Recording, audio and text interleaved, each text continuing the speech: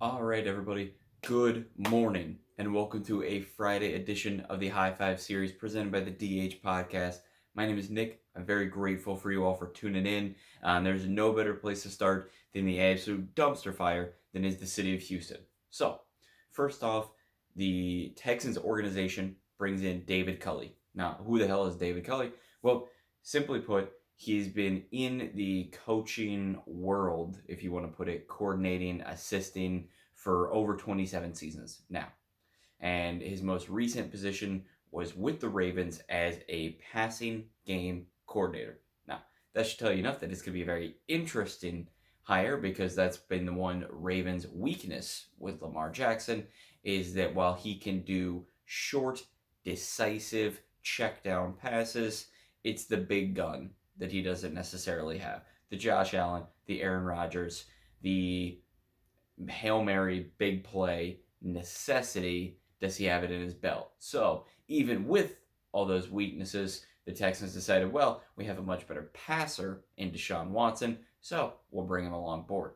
Well, here's the kicker. You do not have Deshaun Watson. So this is kind of number one and two together in the sense that Deshaun Watson apparently asked for trades a couple weeks ago.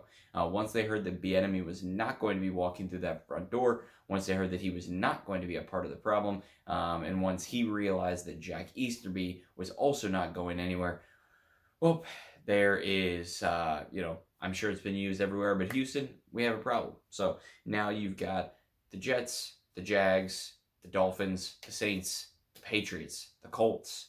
I'm sure I'm missing 10 other teams that have now been rumored to play for Deshaun Watson. So I also saw, as a member of Browns Twitter, I saw a ton of people complaining yesterday because people were writing articles for Deshaun Watson trade, against Deshaun Watson trade. It's a sports article, man. Do not get angry about it. It's a sports article.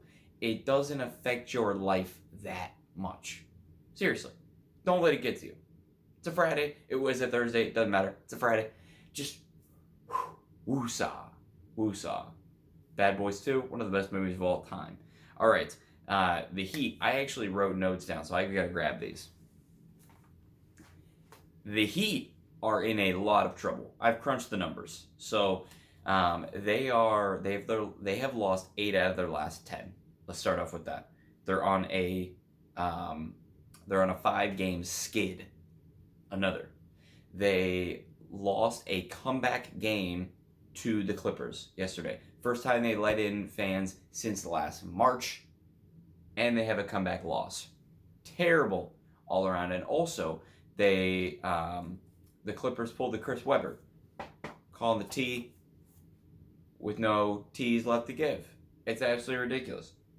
Here's what really scares me about this Heat team because I noticed that it was either a very, very close game, so 3 points, 4 points, 6 points, or literally 20 and 25 points. There's no in between. They're either keeping it close down to the wire or they're getting blown to next month. And let me tell you what, in those 8 games that they've lost, so they're, like I said, they've lost 8 out of their last 10 on a 5 game skid, but out of those 8 losses, their loss of margin is now 108 points. They've lost by a combined 108 points. This confuses me like nobody's business. And I had a good friend, shout out David, text me about this, say, what the hell is wrong with the Heat? Frankly, I have no idea. They have slight injury problems here or there to where they have guys missing a game or two. It's not a long-term injury for anybody. So these bounce backs should be quick. It's a toe, it's a finger. It's not an ACL. It's not an MCL. So it very much confuses me when you have a team that made the finals last season and competed against LeBron James, competed well against LeBron James, now are on the precipice of missing the playoffs. That just shouldn't be something that's ever happening. And I don't know where they go from there because they haven't lost anybody. You still have Bam, you still have Hero, you still have Dragic, and the whole crew is still there. So I think I'm missing something, because what made the Heat so incredible was the chemistry. That's what made the Heat the Heat. The tenacity, the underdog mentality, and they still have the underdog mentality because they didn't win the title. And now they sure as shit are going to have the underdog mentality when they may not even make the playoffs. So now you can use that, I guess, if you really need to put yourself in a box that quickly. There we go. Go for it, by all means. That's number 3. Number 4 and number 5 are both going to be NFL related. Number 4, Big Ben. He is not retiring. He has made it vocal to ownership and to management that he would like to continue playing. Cue the jokes about the AFC North rejoicing. Well, that also means most likely that because he's staying, you're going to get Maurkice Pouncey that's now staying, which is a much bigger worry for the AFC North, because Maurkice Pouncey is easily a Hall of Famer at his position. There's absolutely no question about it. And living through that in the AFC North, one of the most grueling divisions, is not easy. So Pouncey back is more worrisome for me than Big Ben. And you might be saying, Nick, well, you don't know about that. The relationship between Pouncey and Big Ben is palpable. You see it in videos. You see it in just interviews where they talk about one another. They're really good friends. There are people that are also from the organization that are now in the media. Shout out Willie Colon. Sorry to hear that radio is not going to be existing after today, but your platform is still much bigger than mine. That's all right.